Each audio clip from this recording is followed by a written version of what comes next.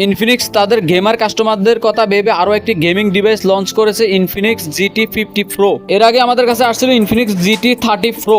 ওই ফোনটি খুবই ভালো পারফরমেন্স করেছিল, এক কথা গেমিং এর জন্য অসাধারণ একটি ফোন ছিল। ওটা আমি নিজেও ব্যবহার করছি, অনেকে এই ফোনটি ব্যবহার করে ভালো ফলাফল দিয়েছে। তো আজকে আমরা আলোচনা করবো ইনফিনিক্স GT 50 এর সাথে কি কি থাকছে। এই ফোনের র্যাম হিসেবে থাকছে 12GB প্লাস 12GB, স্টোরেজ থাকছে 256GB।